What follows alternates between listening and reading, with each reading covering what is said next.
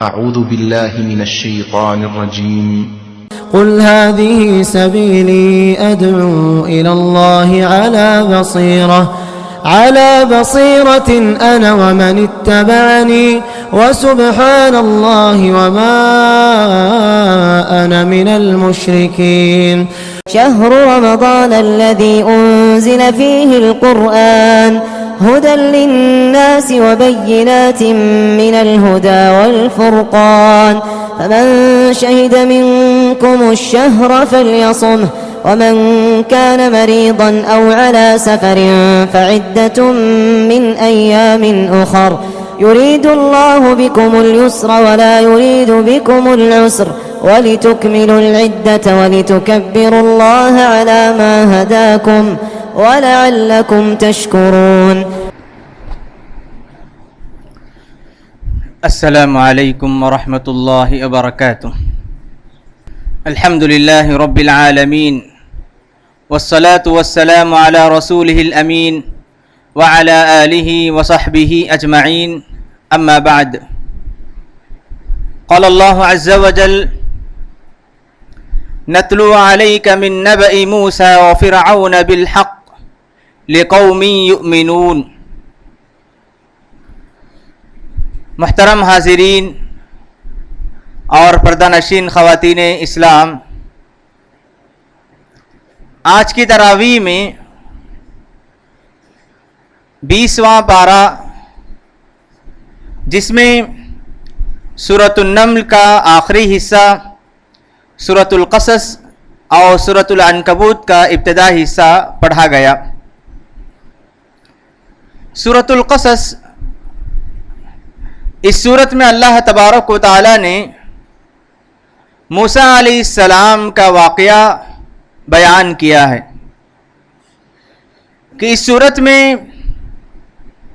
موسیٰ علیہ السلام کا واقعہ تفصیل کے ساتھ بیان کیا گیا ہے.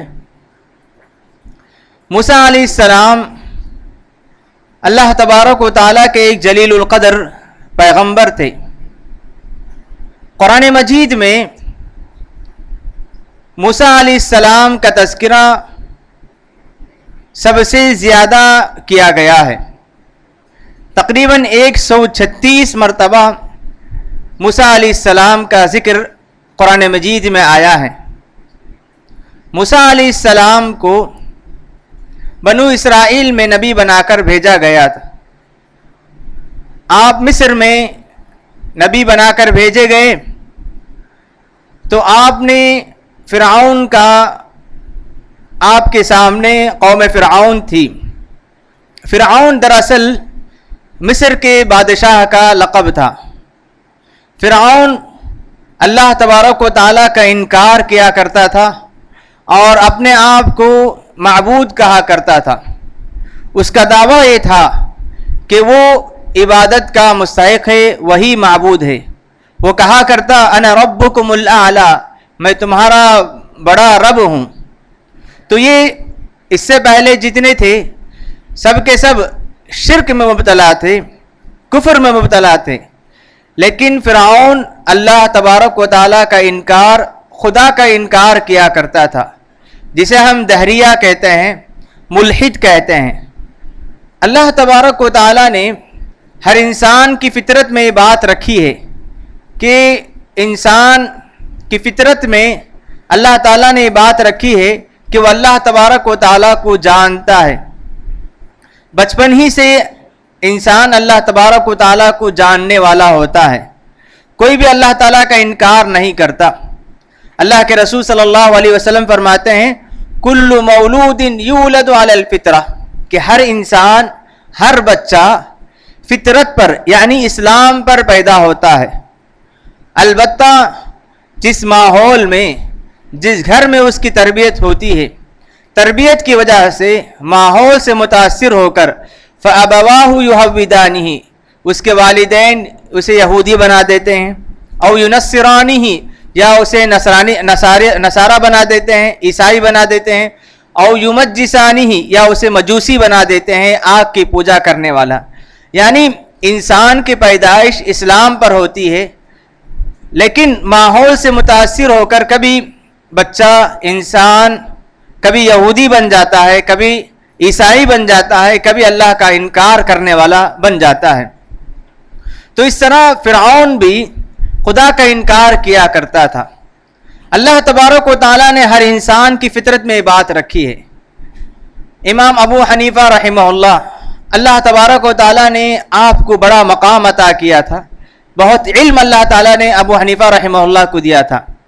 آپ کے زمانے میں ایک ملحد انسان تھا، ملحد جو اللہ کا انکار کرنے والا، کہتا تھا کہ خدا نام کی کوئی چیز نہیں ہے، یہ دنیا خود اپنے آپ میں وجود میں آ گئی ہے۔ تو ایسا آدمی امام ابو حنیفہ رحمہ اللہ کے پاس آ کر کہنے لگتا ہے کہ میں آپ سے مناظرہ کرنا چاہتا ہوں، آپ سے اس بات میں مناظرہ کرنا چاہتا ہوں کہ آپ خدا کو مانتے ہو، آپ خدا کو مانتے ہو، میں خدا کو نہیں مانتا، ہم آپس میں مناظرہ کرتے ہیں۔ ابو حنیفہ رحمہ اللہ نے کہا کہ مجھے تھوڑی مہلت دیں، میں تھوڑی دیر بعد تمہارے ساتھ مناظرہ کرنے کے لیے تیار ہوں۔ ابو حنیفہ رحمہ اللہ اس کے سامنے فکر میں لگ جاتے ہیں، سوچ میں لگ جاتے ہیں۔ بہت دیر سوچ میں لگنے کے بعد وہ آدمی جو ملحد تھا، جو خدا کا انکاری تھا، اس نے کہا کہ امام آپ کس بات پر سوچ رہے ہو، کیا بات سوچ رہے ہو؟ تو ابو حنیفہ رحمہ اللہ نے کہا میں عراق کی اس کشتی پر غور کر رہا ہوں جسے بنانے والا کوئی نہیں تھا، لکڑیاں خود آپس میں ملی، ایک کشتی بنی، اور وہ کشتی دجلہ ندی ہے، ایک کنارے سے لوگوں کو سوار کرتی ہے، دوسرے کنارے پر چھوڑ کر آتی ہے، پھر دوبارہ اس کنارے سے اس کنارے تک لوگوں کو پہنچاتی رہتی ہے۔ تو اس طرح امام ابو حنیفہ رحمہ اللہ نے کہا کہ میں اس کشتی پر غور کر رہا ہوں۔ تو اس نے کہا جو ملحد تھا کہ کیسے ممکن ہے کہ ایک کشتی خود اپنے آپ میں بن جائے اور اس کو چلانے والا کوئی نہ ہو، ملاح نہ خدا کوئی نہ ہو، اور وہ خود لوگوں کو سوار کریں، ایک کنارے سے دوسرے کنارے تک پہنچائیں اور دوسرے کنارے سے تیسرے کنارے تک دوسروں کو پہنچاتے رہیں، یہ ناممکن ہے۔ ضروری ہے کہ اس کشتی کا بنانے والا کوئی ہو اور اس کو چلانے والا کوئی اور ہو۔ تو ابو حنیفہ رحمہ اللہ نے کہا کہ تم ایک کشتی کے معاملے میں اس بات کو اقرار نہیں کرتے کہ کشتی خود بن جائے اور اس کو چلانے والا کوئی نہ ہو، یہ ناممکن ہے، تو یہ دنیا کیسے خود بن جائے اور اس کو چلانے والا کوئی نہ ہو؟ ابو حنیفہ رحمہ اللہ نے اس کا جواب عقل سے دیا تھا کہ تم کہتے ہو کہ دنیا خود وجود میں آئی، اس کے چلانے والا کوئی نہیں۔ تو اس کے سامنے انہوں نے ایک مثال پیش کی کہ ایک کشتی خود نہیں بن سکتی ہے، ایک کشتی کو چلانے کے لیے اس ملاح چاہیے، نہ خدا چاہیے، تو اسی طرح دنیا بھی خود وجود میں نہیں آئی بلکہ اس کو پیدا کرنے والا ایک اللہ ہے۔ جس طرح کشتی خود میں نہیں چل سکتی ہے، اس کو چلانے کے لیے ایک آدمی چاہیے، اسی طرح ایک کائنات کو چلانے کے لیے بھی ایک خدا کی ضرورت ہے، وہ اللہ تبارک و تعالی ہے۔ تو اس طرح اللہ تبارک و تعالی نے اس کائنات کو پیدا کیا، اس کائنات میں ہر چیز کو اللہ تعالیٰ نے پیدا کیا۔ تو فرعون خدا کا انکار کیا کرتا تھا، اور فرعون کی ایک دوسری غلطی یہ تھی کہ یہ مصر کا بادشاہ تھا، اور اس علاقے میں جتنے بنو اسرائیل کے لوگ تھے سب کو سب وہ غلام بنا لیا تھا۔ اس علاقے میں ایک نجومی تھا، کاہن تھا، اس نے کہا کہ بادشاہ تمہارے علاقے میں ایک بچہ پیدا ہونے والا ہے جس کے ہاتھ میں تیری حکومت چلی جائے گی۔ یا بعض لوگوں نے کہا کہ بادشاہ بنو اسرائیل کی تعداد بڑھتی جا رہی ہے، بنو اسرائیل کی تعداد بڑھتی جا رہی ہے، کہیں ایسا نہ ہو کہ وہ لوگ ہم سے زیادہ قوت میں نہ ہو جائیں اور ہماری حکومت پر وہ لوگ غالب آ جائیں، اس لیے ایسا کریں کہ کوئی ایسی تدبیر اختیار کریں جس سے ہم بنو اسرائیل پر غالب رہیں، بنو اسرائیل کبھی ہم سے زیادہ نہ ہو جائیں۔ تو فرعون نے یہ بات کہی کہ اس علاقے میں بنو اسرائیل کے خاندان میں جتنے بچے پیدا ہوتے ہیں سب کو قتل کر دیا جائے، اور جتنے بچیاں پیدا ہوتی ہیں ان کو ایسے ہی رکھا جائے تاکہ ان کی تعداد زیادہ نہ ہو اور وہ ہمارے ہمیشہ غلام بنے رہیں۔ یہ سلسلہ چلتا رہا۔ بعد میں ایک زمانے کے بعد لوگوں نے محسوس کیا کہ بنو اسرائیل جو کہ ان کی خدمت کیا کرتے تھے، بنو اسرائیل جو ان کے غلام تھے، ان میں مردوں کی تعداد کم ہو گئی ہے بوڑھوں کی تعداد زیادہ ہو گئی ہے. تو کسی نے دربار میں جا کر کہا کہ بادشاہ ہم بچوں کو قتل کرتے جا رہے ہیں اور بنو اسرائیل میں بوڑھوں کی تعداد زیادہ ہو چکی ہے اور ہماری غلامی ہماری خدمت کے لیے کوئی آدمی نہیں مل رہے ہیں. تو بادشاہ نے کہا کہ ایسا کرتے ہیں کہ 1 سال بچوں کو جو بچے پیدا ہوں ان کو قتل کیا جائے, دوسرے سال جو بچے پیدا ہوتے ہیں ان کو ایسی زندہ چھوڑ دیا جائے. اللہ تبارک و تعالیٰ کی بڑی حکمت تھی. جس سال بچوں کو چھوڑا جاتا تھا, زندہ چھوڑ دیا جاتا تھا, اس سال ہارون علیہ السلام کی ولادت ہوئی. اور جس سال بچوں کو قتل کرنے کی باری آئی اس سال موسیٰ علیہ السلام کی ولادت ہوتی ہے. موسیٰ علیہ السلام کی ولادت کے دن جیسے ہی قریب ہوتے ہیں تو ان کی ماں ڈرنے لگتی ہے کہ فرعون کے لشکر, فرعون کے فوجی آئیں گے اور میرے بچے کو قتل کر دیں گے. اللہ تبارک و تعالیٰ کو کچھ اور ہی منظور تھا. اللہ تبارک و تعالیٰ نے فرشتوں کے ذریعے یا وحی الہام کے ذریعے موسیٰ کی ماں کے دل میں بات ڈال دی کہ تم ڈرنے کی ضرورت نہیں ہے. جیسے ہی بچہ پیدا ہو جائے, اگر تمہیں فرعون کے فوج سے, فرعون کے لشکر سے ڈر ہو تو تمہیں اسے بچے کو ایک تابوت میں رکھ کر, سوٹ کیس میں رکھ کر نیل کی ندی میں رکھ دینا. اللہ تبارک و تعالیٰ اس کی حفاظت کرے گا اور اللہ تعالیٰ تمہاری طرف اس کو دوبارہ لوٹ آئے گا. یہ اللہ تعالیٰ کا وعدہ تھا. جب ڈر ہو تو نیل میں اس تابوت کو رکھ کر بہا دینا اور اللہ تعالیٰ تمہاری طرف اس کو لوٹ آئے گا. موسیٰ علیہ السلام کی ولادت ہوتی ہے, ماں اس کو دودھ پلاتی رہتی ہے. جیسے ہی اسے ماں کو اپنے بچے پر ڈر پیدا ہوتا ہے, اپنے بچے کی جان پر خوف ہوتا ہے, تو ماں اس کو ایک تابوت میں رکھ کر, ٹوکری میں رکھ کر نیل ندی میں بہا دیتی ہے اور ٹوکری سیدھا محل کی طرف جاتی ہے. ان کی ماں نے کس وجہ سے ٹوکری میں تابوت میں رکھا؟ تاکہ یہ بچہ کسی طرح فرعون سے, فرعون کے لشکر سے اور فرعون اور حامان کے لوگوں سے دور رہیں. لیکن اللہ تبارک و تعالیٰ نے اس تابوت کو محل کی طرف لے گیا. اللہ تعالیٰ نے اس تابوت کو محل کے قریب کر دیا. تو محل والوں نے دیکھا کہ ایک تابوت ہے جو محل کے قریب ہے, اس کو لایا گیا. جیسے اس تابوت کو کھولا گیا تو اس میں ایک خوبصورت بچہ ہے. اللہ تبارک و تعالیٰ نے اس بچے کی محبت فرعون کی بیوی جو آسیہ تھی اس کے دل میں پیدا کر دی. اللہ تبارک و تعالیٰ نے فرعون کی بیوی آسیہ کے دل میں اس بچے کی محبت پیدا کر دیتے ہیں اور بیوی کہتی ہے کہ شوہر اس بچے کو نہ قتل کرو, لا تقتلوہ عسى ان ينفعنا, ہو سکتا ہے کہ وہ ہمیں مستقبل میں ہمیں کچھ فائدہ پہنچائے. او نتخذہ ولدا, کہتے ہیں کہ فرعون لا ولد تھا, اس کی کوئی اولاد نہیں تھی. بیوی نے کہا ہم اس بچے کو لڑکا اپنا بچہ بنا لیتے ہیں. فرعون نے بیوی کی بات مان لی اور بچہ محل میں پلنے لگا. اللہ تبارک و تعالیٰ کے حکم سے ہوا یہ کہ بچہ جو شیرخوار بچہ تھا, دودھ پینے والا بچہ, کسی عورت کے پاس دودھ پینے کے لیے تیار نہیں تھا. مختلف قسم کی عورتیں بڑی کوشش کی کہ اس کی بھوک مٹائیں, دودھ پلا دے اسے, لیکن اللہ تبارک و تعالیٰ کو کچھ اور منظور تھا کہ بچہ کسی عورت کا دودھ پینے کے لیے تیار نہیں, کسی دائیا سے دودھ پینے کے لیے تیار نہیں. بچے کی بھوک بڑھتی جا رہی ہے, بچہ چیخ رہا ہے, بلبلا رہا ہے. سارے محل والے پریشان کہ کوئی عورت مل جائے جو اس بچے کو دودھ پلا دے. موسیٰ علیہ السلام کی ماں جیسے ہی بچے کو ندی میں چھوڑ دیتی تابوت میں رکھ کر, تو کہتی ہے ان کی بہن سے, ان کی بڑی بہن سے کہ تم اس تابوت کو دیکھتے رہو, یہ تابوت کہاں جاتا ہے, اس کا حال کیا ہوتا ہے. تو ان کی بہن, بڑی بہن دیکھتے ہوئے محل کے قریب پہنچ جاتی ہے. یہ سارا ماجرا دیکھتی ہیں کہ بچہ رو رہا ہے لیکن کسی عورت کے دودھ پینے کے لیے تیار نہیں ہے. تو مشورہ کے طور پر کہتی ہے کہ میں ایک عورت کو جانتی ہوں, ایک گھر والے کو جانتی ہوں جو تمہارے اس معاملے میں تمہارا ساتھ دے سکتے ہیں اور وہ نیک بھی ہیں, خیر خواہ بھی ہیں. تو اس طرح ان کی بہن موسیٰ کی ماں تک پہنچا دیتی ہے.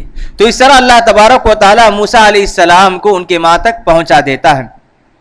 جیسے موسیٰ علیہ السلام موسیٰ کی والدہ تک پہنچ جاتے ہیں, اللہ تبارک و تعالیٰ فرماتے ہیں کہ لوگ جان لیں کہ اللہ تعالیٰ کا وعدہ سچا ہے, پکا ہے. اللہ تعالیٰ جس کی حفاظت کرنا چاہے اس کی حفاظت غائبانہ طور پر کرا دیتے ہیں. تو اس طرح موسیٰ علیہ السلام والدہ کے پاس پہنچ جاتے ہیں اور بچہ, جس بچے کی جان پر خطرہ تھا, اس بچے کو باعزت ماں کی طرف لوٹایا جاتا ہے، اور ماں کو لوٹایا بھی جاتا ہے تو بدلے کے ساتھ ماں جو ہے محل میں بچے کو لیتی ہے اور بچے کو لے کر آ کر اس کو دودھ پلاتی ہے، اور محل سے بادشاہ کی طرف سے اس کے لیے بدلہ دیا جاتا ہے دودھ پلانے پر۔ تو اس طرح موسیٰ علیہ السلام ماں کے پاس پہنچ جاتے ہیں اور ان کی پرورش ہوتی رہتی ہے، اور یہ جب جوان ہو جاتے ہیں، وَلَمَّا بَلَغَ أَشُدَّهُ وَاسْتَوَىٰ آتَيْنَاهُ حُكْمًا وَعِلْمًا، جب یہ جوان ہو جاتے ہیں، جوانی کی عمر کو پہنچ جاتے ہیں، تو اللہ تبارک و تعالیٰ انہیں علم سے، حکمت سے نوازتے ہیں۔ ایک دن یہ محل سے نکلتے ہیں کہ جب سارے لوگ سوتے ہیں، آرام کرتے ہیں، کہا جاتا ہے کہ خیلولہ کا وقت تھا، یعنی ظہر اور عصر کے درمیان کا وقت تھا، سب لوگ آرام کر رہے تھے۔ تو موسیٰ علیہ السلام نے دیکھا کہ دو آدمی آپس میں لڑ رہے ہیں۔ بنو اسرائیل جو موسیٰ علیہ السلام کے خاندان کے تھے، اس میں کا ایک آدمی، ایک قبطی کہتے ہیں، مصر، فرعون کے خاندان والے مصر میں جو رہتے تھے انہیں قبطی کہا جاتا تھا۔ تو بنو اسرائیل اور قبطی دونوں آپس میں لڑ رہے ہیں۔ بنو اسرائیل کا آدمی مظلوم تھا اور قبطی ظالم تھا۔ تو بنو اسرائیل کے آدمی نے موسیٰ علیہ السلام کو دیکھ کر مدد طلب کی، کہا کہ میری مدد کرو۔ موسیٰ علیہ السلام نے دیکھا کہ قبطی ظالم ہے اور بنو اسرائیل کا آدمی مظلوم ہے، تو موسیٰ علیہ السلام اس کی مدد کے لیے آگے بڑھتے ہیں، ایک گھونسا مارتے ہیں کہ وہ جو قبطی تھا وہ مر جاتا ہے، اس کی وہ موت کا مزہ چکھ لیتا ہے۔ موسیٰ علیہ السلام نے دیکھا ان کا تو ارادہ بس اس کو روکنا تھا، قتل کرنا نہیں تھا۔ جیسے ان کو معلوم ہوا کہ قبطی مر گیا تو اللہ تبارک و تعالیٰ سے فوراً معافی طلب کرتے ہیں، رب اغفر لی رب انی ظلمت نفسی فاغفر لی فغفر لہ۔ موسیٰ علیہ السلام اللہ تعالیٰ سے معافی طلب کرتے ہیں، پروردگار مجھ سے غلطی ہو گئی تو معاف کر دیں۔ اس سے ایک اہم بات یہ معلوم ہوتی ہے کہ مؤمن اور اللہ کے خاص بندوں کی علامت یہ ہے کہ ان سے غلطی ہو جائے تو فوراً توبہ کرنے والے ہوتے ہیں۔ توبہ پر اڑنا، توبہ پر بہانہ بنانا، یہ مسلمان اور ایک خاص پکے مومن کی علامت نہیں۔ اللہ کے ولی اور اللہ کے خاص بندے کی علامت یہ ہے کہ جب اس سے غلطی ہو جائے فوراً توبہ کرتے ہیں۔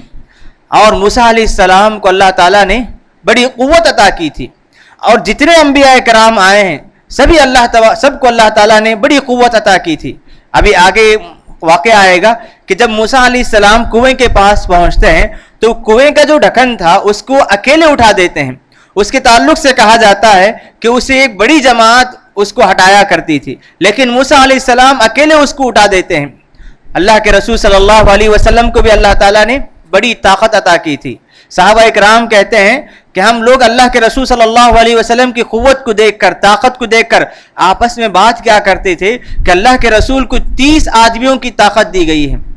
اور اس زمانے میں ایک مشرک تھا، رکانہ اس کا نام تھا، رکانہ۔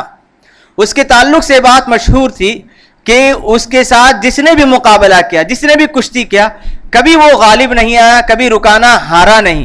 اللہ کے رسول صلی اللہ علیہ وسلم کے ساتھ اس نے ایک مرتبہ مقابلہ کیا، کشتی کیا، اللہ کے رسول نے اسے آسانی کے ساتھ اس کو پچاڑ دیا۔ تو اللہ تبارک و تعالیٰ انبیاء کرام کو بڑی قوت عطا کرتے ہیں، ہمت عطا کرتے ہیں، اور اللہ تعالیٰ ان کے جسم میں بھی قوت عطا کرتے ہیں، طاقت عطا کرتے ہیں۔ تو موسیٰ علیہ السلام جو ایک گھونسا مارے تو وہ قبطی وہیں مر گیا۔ تو موسیٰ علیہ السلام کو جیسے ہی معلوم ہوا کہ ان سے غلطی ہو گئی فوراً توبہ کرتے ہیں، اللہ تعالیٰ ان کی توبے کو قبول کر لیتے ہیں۔ اب ایک آدمی کا ناحق قتل ہو گیا، حالانکہ موسیٰ علیہ السلام کا ارادہ اس کو قتل کرنا نہیں تھا۔ یہ معاملہ پورے معاشرے میں، پورے ماحول میں پھیل جاتا ہے کہ کسی کا قتل ہو گیا، لیکن قتل کرنے والے کا پتہ نہیں، یہ بات کسی کو نہیں معلوم ہے۔ موسیٰ علیہ السلام بھی محل چلے جاتے ہیں، وہ رات گزارتے ہیں، اور سب لوگوں کو قاتل کی تلاش تھی، لیکن قاتل کا پتہ کسی کو نہیں معلوم ہے۔ موسیٰ علیہ السلام دوسرے دن صبح میں نکلتے ہیں تو دیکھتے ہیں کہ وہ بنو اسرائیل کا آدمی جو کل قبطی کے ساتھ لڑ رہا تھا، آج کسی اور قبطی کے ساتھ لڑ رہا ہے۔ موسیٰ علیہ السلام نے اس کو دیکھ کر کہا کہ لگتا ہے تم بہت بڑے گمراہ ہو، تم فتنے مچانے والے ہو، تم اس طرح آپس میں کرتے رہو گے تو فرعون کے لوگ، اس کے لشکر بنو اسرائیل کے لوگوں پر ظلم کرنے لگیں گے۔ اس لیے موسیٰ علیہ السلام نے اسے ڈانٹتے ہوئے، بنو اسرائیل کا جو آدمی تھا اس کو ڈانٹتے ہوئے آگے بڑھتے ہیں، اور اس کو اس طرح کے کام سے روکنے کے لیے آگے بڑھتے ہیں۔ تو جیسے وہ دیکھتا ہے کہ موسیٰ علیہ السلام اس کی طرف آگے بڑھ رہے ہیں تو کہتا ہے کہ موسیٰ کیا تم مجھے آج قتل کرنا چاہتے ہو جس طرح کل قبطی کو قتل کرنا چاہا آپ نے؟ جس طرح کل قبطی کو قتل کیا کہ آج مجھے قتل کرنا چاہتے ہو؟ جیسے ہی اس نے یہ کہا بات آگ کی طرح پورے شہر میں پھیل جاتی ہے کہ موسیٰ نے ایک قبطی کو قتل کر دیا۔ جیسے ہی بادشاہ کو یہ بات پہنچی، بادشاہ نے کہا کہ تم بنو اسرائیل کے ہو اور ہمارے خاندان اور ہمارے قبیلے کے آدمی کو قتل کرتے ہو۔ تو دربار میں مشورہ ہوا کہ موسیٰ کو قتل کیا جائے، موسیٰ کو قتل کیا جائے۔ تو اللہ تبارک و تعالیٰ نے دربار ہی سے ایک آدمی کو بھیجا، ایک ہمدرد تھا موسیٰ علیہ السلام کا، تو وہ فوراً آ کر موسیٰ علیہ السلام کو مشورہ دیتا ہے کہ موسیٰ دربار میں تمہارے قتل کا مشورہ کیا ہو رہا ہے، میری رائے ہے، میرا مشورہ یہ ہے کہ تم کسی طرح مصر چھوڑ کر بھاگ جاؤ، اگر تم یہاں رہو گے تو تمہارے جان کو خطرہ ہے، بادشاہ تمہارے قتل کا حکم جاری کر چکا ہے۔ تو موسیٰ علیہ السلام ڈرتے ہوئے مصر سے نکل جاتے ہیں، مدین پہنچتے ہیں۔ مدین جہاں پر جیسے ہی مدین پہنچتے ہیں، مدین پہنچنے کے بعد مدین کے کسی آدمی کو نہیں جانتے، اجنبی مسافر تھے۔ موسیٰ علیہ السلام دعا کرتے ہیں وَلَمَّا تَوَجَّهَ تِلْقَاءَ مَدْيَنَ قَالَ عَسَى رَبِّي أَن يَهْدِيَنِي سَوَاءَ السَّبِيلِ، پروردگار مجھے کوئی ایک بہترین اچھا راستہ بتلا دے۔ جیسے مدین پہنچتے ہیں تو وہاں دیکھتے ہیں کہ بہت بڑی تعداد میں لوگ جمع ہیں، سب کے سب اپنے جانوروں کو، بکریوں کو پانی پلا رہے ہیں، اور اس جماعت کے کنارے دو لڑکیاں اپنے جانوروں کو روکی رکھی ہیں، وہ جانوروں کو پانی پلانے کے لیے آگے نہیں بڑھتی ہیں، سب لوگ اپنے اپنے جانوروں کو پانی پلا رہے ہیں۔ موسیٰ علیہ السلام ان دونوں کے پاس جا کر کہتے ہیں کہ کیا ماجرا ہے، سب لوگ اپنے جانوروں کو پانی پلا کر واپس جا رہے ہیں اور تم دونوں یہاں رک کر کیا کر رہی ہو؟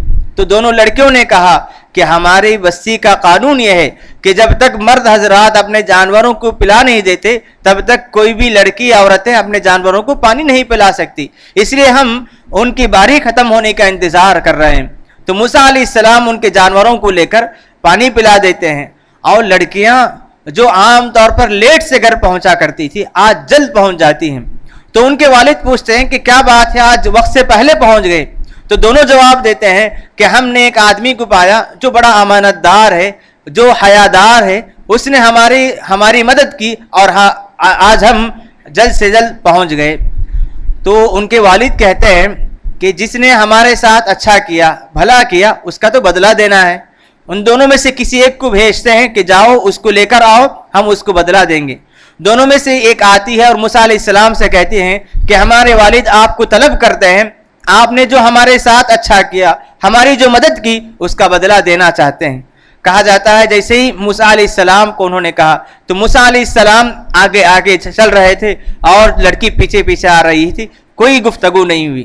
اس سے علماء اکرام نے کہا کہ ایک حیادار، پاک انسان اور عزت والے انسان کی علامت یہ ہے کہ جب وہ کسی اجنبی عورت کے ساتھ اکیلے میں تبھی بات نہیں کرتا، اور اگر کوئی عورت ہے ہمارے ساتھ اجنبی ہے، اگر وہ ہمارے ساتھ چلتی ہے تو اس کا طریقہ یہ ہے کہ وہ ہمارے پیچھے ہوں اور ہم آگے آگے چلیں۔ یہی واقعہ ہم نے صفوان ابن معطل کے تعلق سے پڑھا تھا، جب عائشہ رضی اللہ عنہ اکیلے جنگ میں چھوٹ گئی تھی تو انہوں نے سواری کو بٹھایا اور وہ سواری کے آگے آگے چل رہے تھے، دونوں کے درمیان کوئی گفتگو نہیں ہوئی۔ تو اس طرح موسیٰ علیہ السلام نے اپنے اس واقعے سے ہمیں یہ پیغام دیا۔ دونوں گھر پہنچتے ہیں، موسیٰ علیہ السلام سارا ماجرا سناتے ہیں، تو وہ بزرگ، بعض لوگ کہتے ہیں کہ جو بزرگ تھے وہ اللہ کے ولی تھے، بعض مفسرین نے کہا کہ وہ شعیب علیہ السلام تھے، بہرحال مفسرین کے دونوں اقوال ہیں۔ بعض نے کہا کہ وہ موسیٰ علیہ السلام جس گھر میں پہنچے وہ اللہ کے ایک ولی تھے، نیک بندے تھے، بعض نے کہا کہ شعیب علیہ السلام تھے۔ جیسے ہی گھر پہنچتے ہیں تو موسیٰ علیہ السلام سارا ماجرا سناتے ہیں کہ ان کی ولادت کہاں ہوئی اور کیوں وہ مصر چھوڑ کر آئے ہیں۔ جب یہ سارا ماجرا سنا دیتے ہیں تو اللہ کے بندے، اللہ کے ولی کہتے ہیں ڈرنے کی ضرورت نہیں، اللہ نے آپ کو ظالم قوم سے نجات دلا دیا۔ مدین میں مصر کی حکومت کا قبضہ نہیں تھا، فرعون کا قبضہ نہیں تھا، اس لیے مدین ان کے سلطنت سے دور تھا، اس وجہ سے موسیٰ علیہ السلام وہاں رہنے لگے۔ کچھ ایام گزرنے کے بعد دونوں میں سے ایک نے کہا کہ ابو جان، جو موسیٰ نے ہمارے ساتھ کیا ان کا کچھ اچھا بدلہ دینا چاہیے، ہمیں انہی ملازمت میں رکھ لیتے ہیں، وہ ہماری خدمت کریں گے، ہم ان کو کچھ بدلہ دیتے جائیں گے۔ لیکن انہوں نے کہا کہ ان دونوں بیٹیوں میں سے کسی ایک کا نکاح اس سے کر دیتے ہیں۔ موسیٰ علیہ السلام سے کہتے ہیں کہ میرا ارادہ ہے کہ تم دونوں بیٹیوں میں سے کسی ایک سے نکاح کر لو، شرط یہ ہے کہ مہر کے طور پر تم میری خدمت 8 سال یا 10 سال میری خدمت کرو گے، اور ہمارے درمیان جو بات ہے اس پر گواہ اللہ تبارک و تعالی ہے۔ تو موسیٰ علیہ السلام کی شادی ہو جاتی ہے اور موسیٰ علیہ السلام تقریباً 10 سال وہاں گزار کر وہاں سے نکل جاتے ہیں۔ جیسے ہی 10 سال کی مدت ختم ہوتی ہے، اپنے خاندان والوں کو لے کر، بیوی بچوں کو لے کر مدین سے مصر کی طرف لوٹتے ہیں۔ راستے میں جیسے چلتے جاتے ہیں تو راستہ بھٹک جاتے ہیں۔ بڑی ٹھنڈی رات تھی، سخت سردی تھی۔ موسیٰ علیہ السلام اپنے گھر والوں سے کہتے ہیں کہ راستہ بھٹک چکے ہیں، سخت سردی ہے، ہمیں گرمی حاصل کرنے کی ضرورت ہے۔ تو انہوں نے دیکھا کہ دور ایک آگ نظر آ رہی ہے۔ موسیٰ نے کہا کہ اپنے گھر والوں سے تم یہیں رکو، میں وہاں پہنچتا ہوں، ہو سکتا ہے کہ وہاں کوئی لوگ ہو، انسان ہو، میں اسے کوئی مدد لے کر یا آگ کا کچھ حصہ لے کر آتا ہوں۔ جیسے ہی یہ پہنچتے ہیں وہ آگ کی طرف، تو وہاں پر اللہ تبارک و تعالی موسیٰ علیہ السلام سے بات کرتے ہیں، کہتے ہیں کہ یہ کوہ طور ہے جہاں پر اللہ تبارک و تعالی نے موسیٰ علیہ السلام سے بات کیا۔ وہاں اللہ تعالیٰ کی تجلی ہوتی ہے اور اللہ تعالیٰ موسیٰ علیہ السلام سے ہم کلام ہوتے ہیں، بات کرتے ہیں، اور موسیٰ علیہ السلام سے کہتے ہیں کہ تمہارے ہاتھ میں جو چھڑی ہے اسے نیچے ڈالو، اور وہ چھڑی اژدہے کی شکل میں، سام کی شکل میں بدل جائے گی، اور یہ تمہاری نشانی ہے۔ موسیٰ علیہ السلام کو دوبارہ فرعون کے پاس جانا تھا۔ اللہ تعالیٰ نے کہا کہ جاؤ فرعون کے پاس اور اس کے قوم کے پاس جاؤ اور اللہ تعالیٰ کا پیغام پہنچاؤ کہ لوگ اللہ کو بھول کر کسی اور کی عبادت کر رہے ہیں، تم سب لوگوں کو ایک اللہ کی عبادت کی طرف دعوت دو۔ تو موسیٰ علیہ السلام نے کہا کہ پروردگار، انی قتلت منہم نفسا، میں وہاں ایک آدمی کو قتل کر کے آیا ہوں اور وہ لوگ میرے قتل کے انتظار میں ہیں، میں جب ملوں گا تو مجھے قتل کرنے کی کوشش کریں گے، میں کمزور ہوں، میں تیری بات کو مانتا ہوں، لیکن مجھے میرا ساتھ دینے کے لیے کسی ایک مددگار کو بھیج دے۔ واخی ہارون، میرا بھائی ہارون ہے، اسے میرے ساتھ دینے کے لیے بھیج دے تاکہ ہم دونوں مل کر تیری دعوت دیں گے، فرعون کے دربار میں پہنچیں گے۔ تو اللہ تبارک و تعالیٰ نے ہارون علیہ السلام کو نبی بنا کر موسیٰ علیہ السلام کے ساتھ بھیج دیتے ہیں۔ تو دونوں فرعون کے دربار میں پہنچتے ہیں اور کہتے ہیں کہ تم لوگوں نے بنو اسرائیل کو جو غلام بنا رکھا ہے، اپنے ان پر جو ظلم کرتے ہو، یہ سب کچھ چھوڑ کر بنو اسرائیل کو آزاد کرو اور بنو اسرائیل کو ان کے اپنے معبود حقیقی کی عبادت کرنے کے لیے چھوڑ دو۔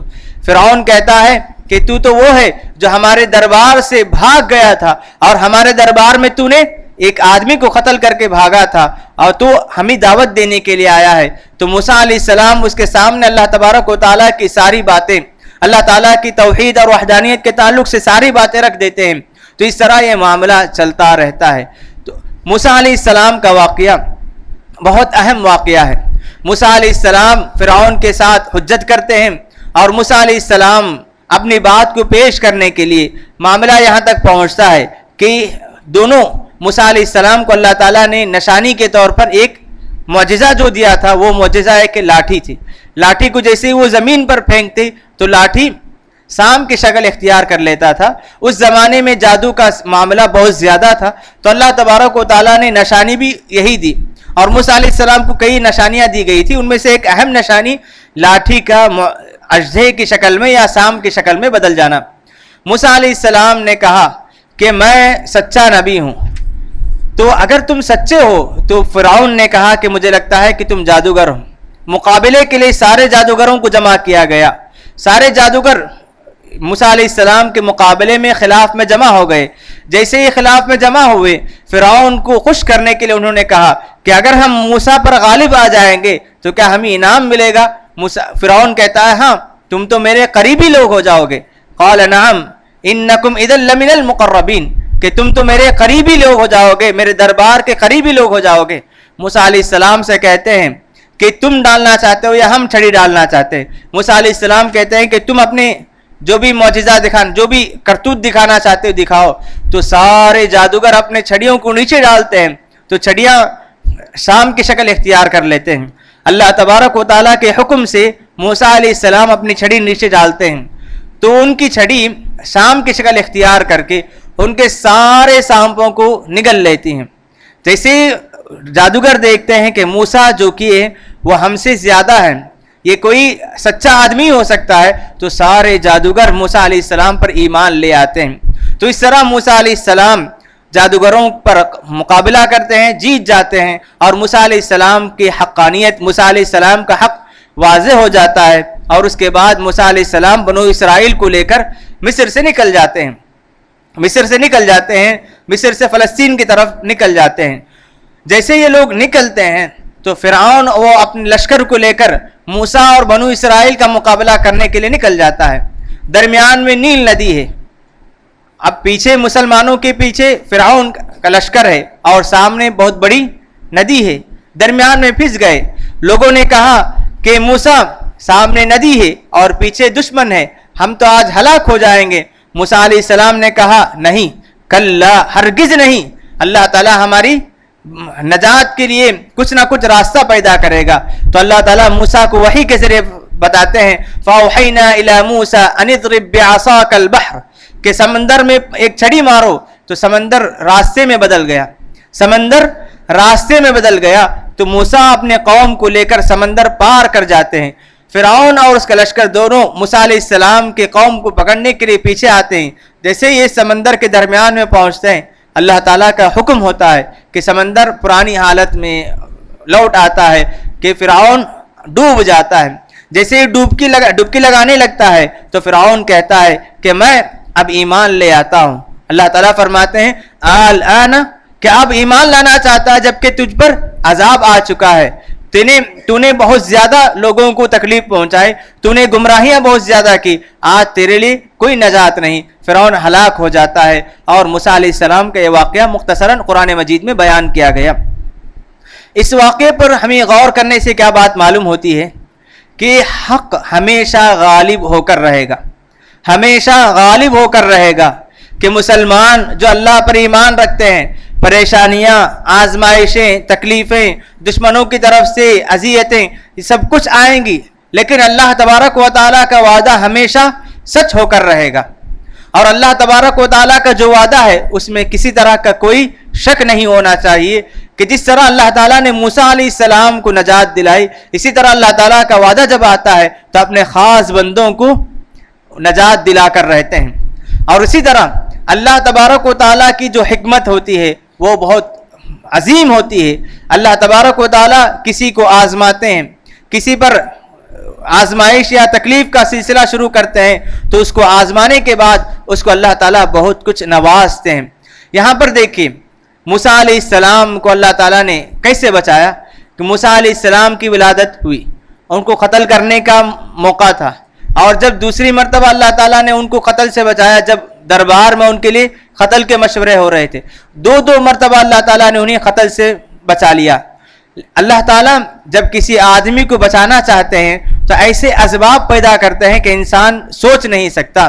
موسیٰ علیہ السلام کو قتل کرنے کے لیے فرعون کے لشکر کے لوگ تیار ہیں, لیکن اللہ تعالیٰ کہتے ہیں کہ انہیں تابوت میں رکھ کر سمندر میں پھینک دو. دنیا یہی دیکھتی ہے کہ جب بچے کو یا کوئی آدمی سمندر میں ڈالا جاتا ہے تو عام طور پر اس کی جان چلی جاتی ہے. سمندر جہاں انسان کی جان کے لیے خطرہ ہوتا ہے, اللہ تعالیٰ وہیں سے ایک انسان کو, ایک جان کی حفاظت کرتے ہیں. جس طرح ابراہیم علیہ السلام کو اللہ تعالیٰ نے حفاظت کی.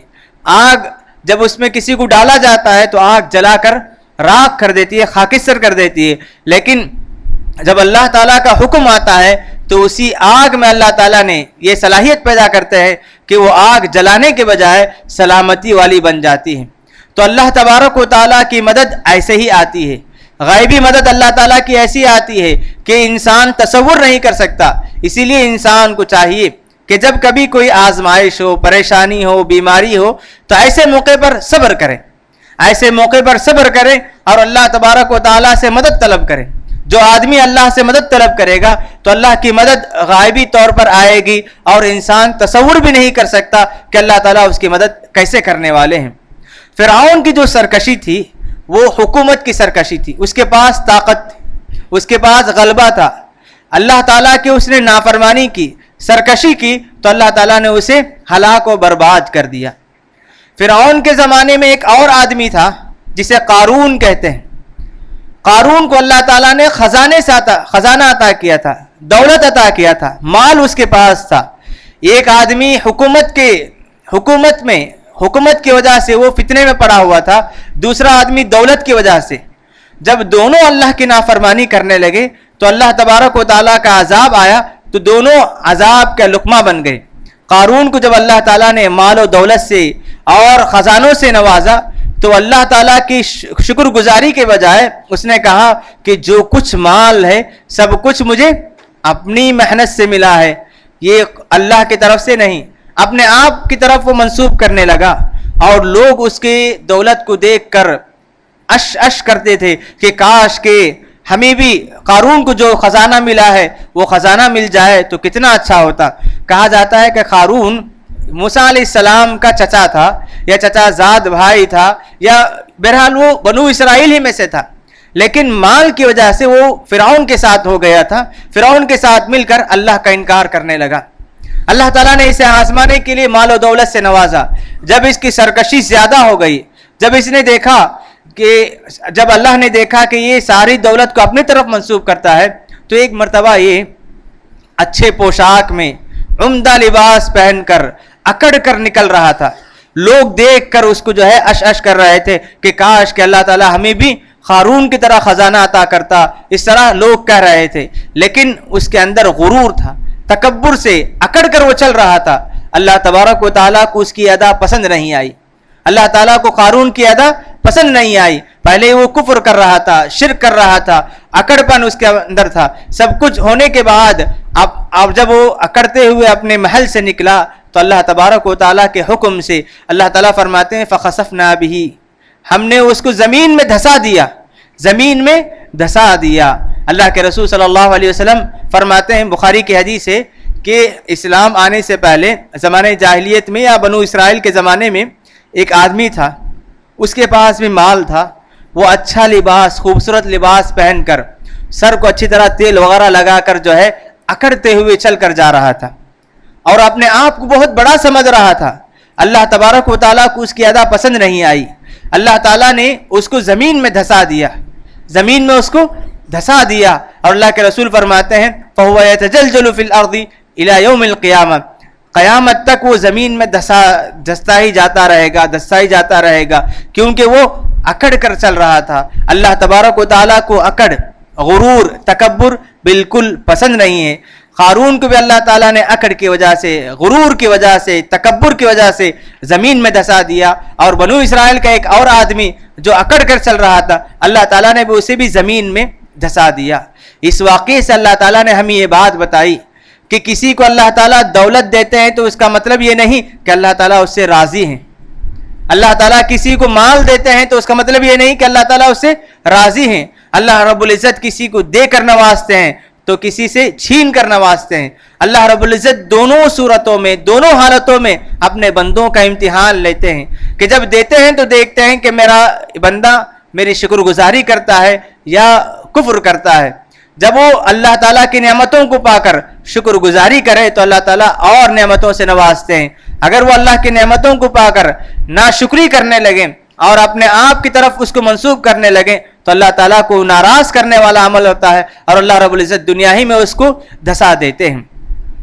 جس دن اللہ تعالیٰ نے موسیٰ علیہ السلام کو فرعون سے نجات دلائی، وہ کہتے ہیں کہ وہ 10 تاریخ محرم کی 10 تاریخ تھی.